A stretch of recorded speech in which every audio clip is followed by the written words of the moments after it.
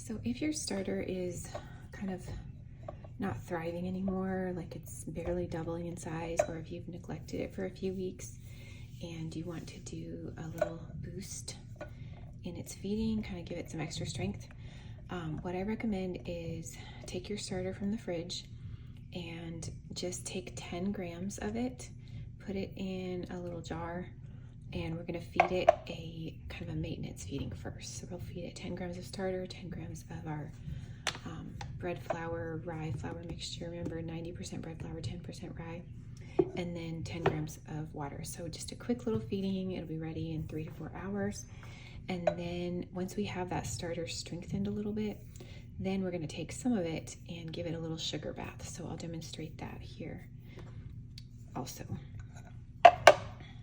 So just a quick maintenance feeding, 10 grams of water, and then just 10 grams of flour. So we're basically doing this so that we can strengthen the starter. If we were just to take it from the fridge after not being fed for a few weeks, it would be really soupy and runny and would not hold together at all when we tried to soak it in a little sugar water.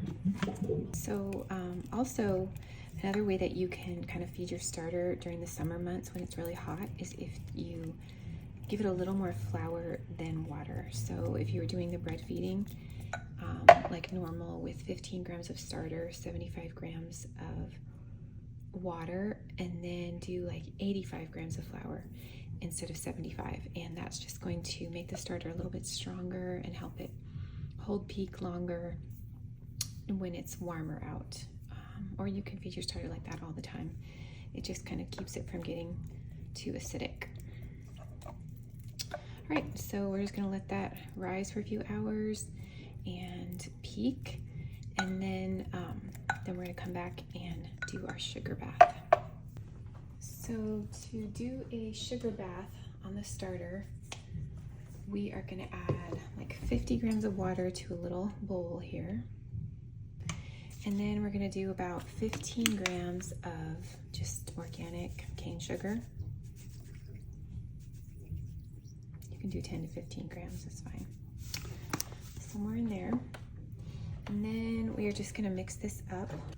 We want to dissolve that sugar into the water so that the whole batch here is all nice and sweetened. And then I'm just gonna dump some of that starter that I fed earlier that's strengthened and strong now. I'm gonna put about basically the whole thing in there. It'll end up being about 25 to 30 grams of starter. And I'm just gonna let that starter soak for about 5 to 10 minutes. Then I'll pull it out. It's gonna be a little bit soupy and stuff, kind of falling apart. So I'll do my best to get about 20 to 25 grams out of the bowl. And then I will proceed with a bread feeding. Even if I just got 15 grams out, that's all I need to do my bread feeding. Or if you are really struggling, your starter is just almost dead, then you may need to do a couple mini bread feedings. And so with that, you just take a tiny, tiny bit of starter, and you're gonna do this a few times. You'll take 5 grams of starter, and you'll feed that 25 grams of flour and 25 grams of water. And you'll do that like in the morning, and then as soon as it peaks, hopefully it's in the evening sometime, then you will do another feeding like that, and then maybe even one more the next morning until you can get your starter back to more than doubling at peak, ideally tripling if you can. The sugar bath just takes excess acid out of your starter. Just kind of pulls it from there, and it works really well. So I've been getting this question a lot lately from my students, so I thought I would make a video to kind of demonstrate it. Okay, so I'm gonna take about 25 grams of the starter. Now that it is quite a bit stronger, see, it's just more thick and stretchy. I'm gonna dump that into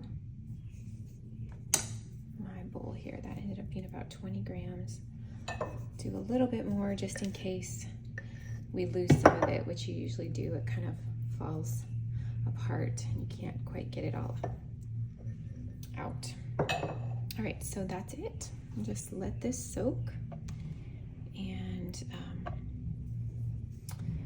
kind of pull acid from the starter. So I did this the other day with my starter. My starter had been not doing great, like barely doubling, well, doubling or a little bit more. And so I just did this little sugar bath on it and got it back to tripling after my next feeding. So it works really well.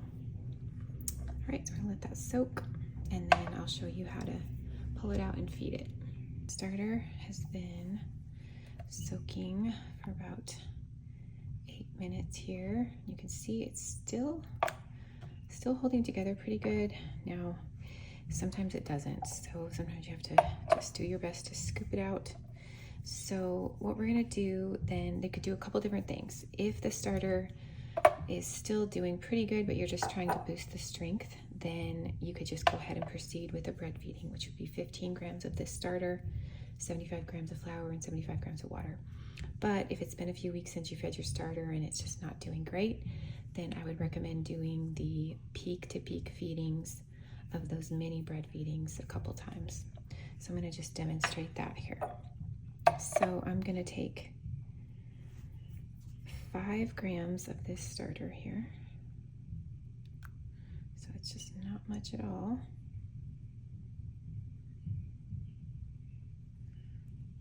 Could do a little bit more.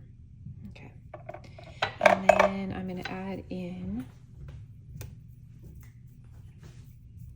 25 grams of water. So I'm gonna feed it at a 1 to 5 to 5 ratio, just like our normal bread feeding, but I call it a mini one because we're just doing a tiny bit. We don't want to waste a bunch of flour here. Okay. And we'll add in 25 grams of our flour, which has the 10% rye in it.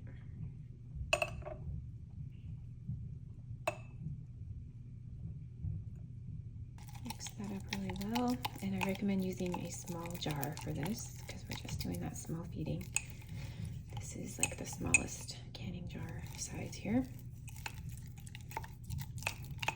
Mix it up really well, then scrape down the sides. We'll put a rubber band to mark it, and then we'll always tuck that starter down in the bottom of your jar so you have like an even level surface. So, put our lid on, put a little rubber band on, and then we're just going to keep an eye on that starter. Once it peaks, and it'll probably take maybe 8 to 10 hours or so, then I'm going to give it another mini bread feeding, and then hopefully in the morning it'll be peaking again, and I will give it another one unless it's like tripled in size. If it's like doing great like that, then I can go ahead and proceed with a normal bread feeding and get started making bread.